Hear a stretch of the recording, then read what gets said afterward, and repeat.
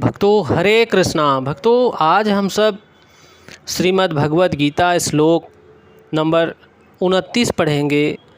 इससे पहले भगवान की मंगलाचरण करेंगे। भक्तों ओम अज्ञानतिमिरन्धस्य ज्ञानांजनशलाकया चक्षुर्मिलितं येन तस्मै श्री गुरुवे नमः। श्री चैतन्य मनोभीष्टं स्थापितं येन भूतले स्वयं रूपा कदा मह्यं ददाति स्वपदान्तिकम्। वंदेहम श्री गुरु श्रीयुतपदकमलं श्री गुरून् वैष्णवश्च श्री रूपम साग्र जातम सहगण रघुनाथ वंदितं तम सजीवम साद्वैतम शावधूतम परिजन सहितम कृष्ण चैतन्य देवम श्री राधा कृष्ण पदान सहगण ललिता श्री विशाखान वितांश्च। हे कृष्ण करुणा सिंधो दीनबंधो जगतपते गोपेश गोपिका कांत राधा कांत नमोस्तुते। तप्त कांचन गौरांगी राधा वृंदावनेश्वरी वृषभान सुते देवी प्रणममि हरिप्रिये। वाञ्छाकल्पतरुभ्यश्च कृपा सिन्धुभ्येव एव च पतितानां पावनेभ्यो वैष्णवेभ्यो नमो नमः। जय श्री कृष्ण चैतन्य प्रभु नित्यानंद श्री अद्वैत गदाधर श्री वैशादि गौर भक्त वृंद।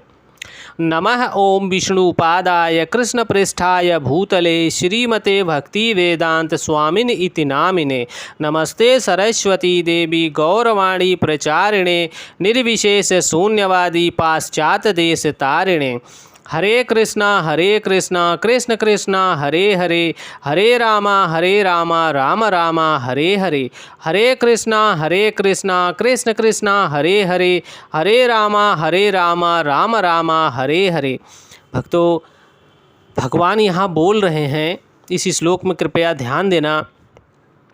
आपने ज्वहाति प्राणम प्राणे पानम तथा परे प्राणापान गति रुद्धवा प्राणायाम प्राणायाह आपरे नियता हरा प्राणान प्राणेषु जुहाति।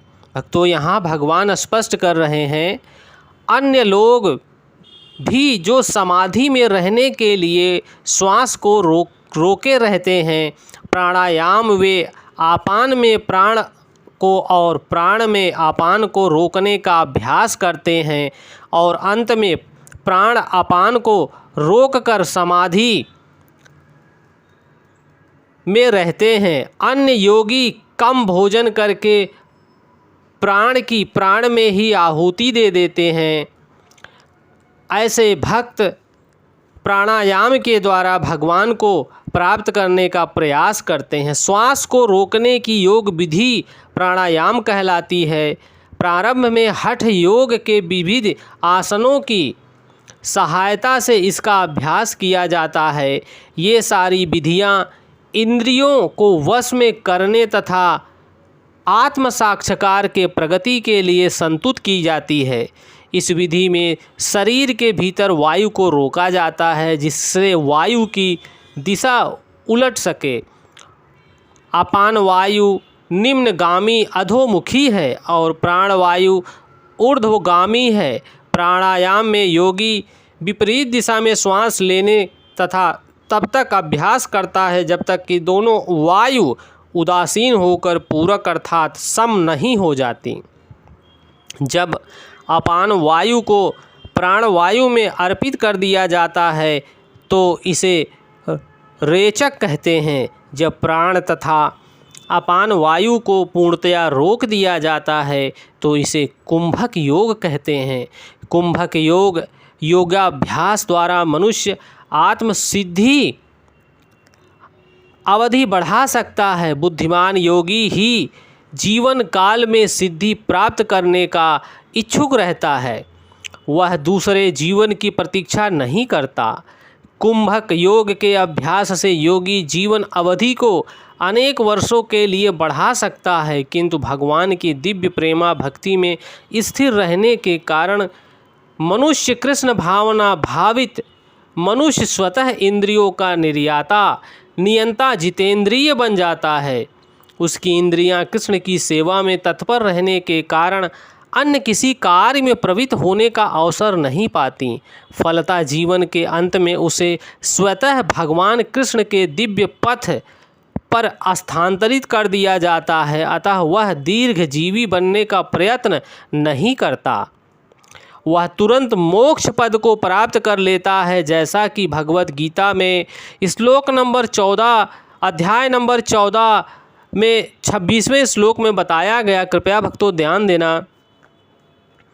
माम चा योभ्यभिचारेण भक्ति योगेन सेवते सा गुणांशा समति त्यतान ब्रह्म बुहाय कल्पते।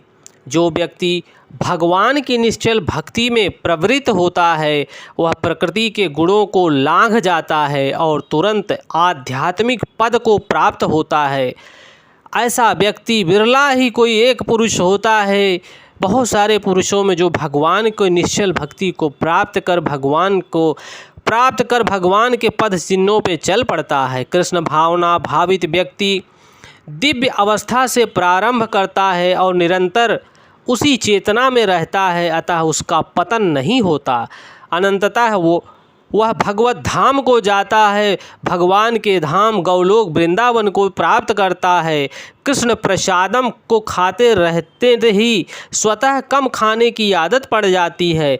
इंद्रिय निग्रह के मामले में कम भोजन करना, अल्पाहार अत्यंत लाभप्रद होता है और इंद्रिय निग्रह के बिना भाव बंधन से निकल पाना संभव नहीं है। भक्तों, इसी प्रकार से हम सबको भी भगवान के लिए कार्य करना है, अपनी इंद्रियों को भगवान के कार्य में प्रवृत्त करना है, तभी हम भगवान की निश्चल भक्ति प्रेमा भक्ति को प्राप्त कर सकते हैं। भक्तों, भगवान के नाम का स्मरण करते हुए हमें प्रत्येक कार्य को करना चाहिए। हरे कृष्णा कृष्ण कृष्णा हरे हरे, हरे रामा राम रामा हरे हरे। भक्तों, ये भगवान की भगवत वाणी है। अगर आप सबको अच्छी लग रही है तो और भक्तों तक पहुँचाने की कृपा करें। जय श्री कृष्णा।